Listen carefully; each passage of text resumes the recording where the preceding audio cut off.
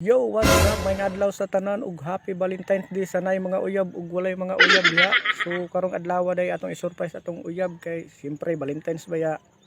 So naday koy dalang gamayng bulak dre ug gamayng chocolate. Ako ipakita ninyo mga idol ha. Tara.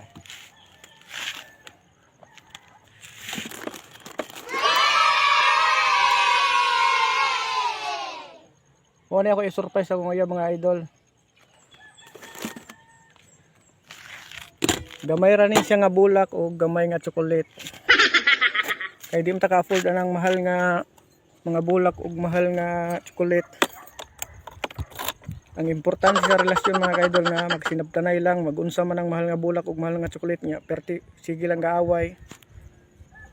So unjuti pa day siya karon sa Gisano nya.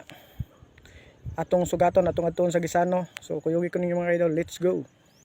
So naana day ta diri sa Gisano karon mga ka-idol nya. Paabot lang sa tagamay kay 6 PM pa man iyang out nya. 5:48 pa man ta naabot diri. So ato lang sang paaboton. By the way sa kato day akong gihatag niya nga bouquet. DIY ra to mga ka-idol, ako lang kauban naghimo ato. Ako lang day i-shout out ang naghimo ato. Runa og si Ma'am Ashley Gunida, thank you kay sa paghimo aling bulaka ma'am. Makadulog siguro ta na irong gabi una. Nagsugod na day panggawa siya mga kauban mga ka-idol. Ato lang paabot og kadyot mga ka-idol ha. So yan, kanang nigawas mga ka-idol, kanang naka color red nga polo shirt. Mao na siya. Tsabihon nga taason siya nga pagkababae mga idol. Atong tanawon sa iyang reaction mga ka-idol.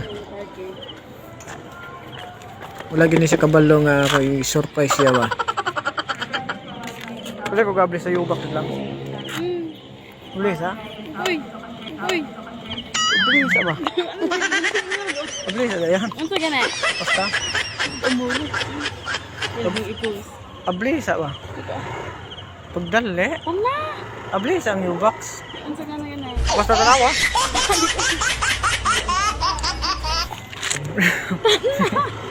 Ablis ba? Ay dia. Ano sa ginadala? Mingaw naman. Ano sa ginadala? Happy Valentine's. Wah, wah. Wah, wah. Ay!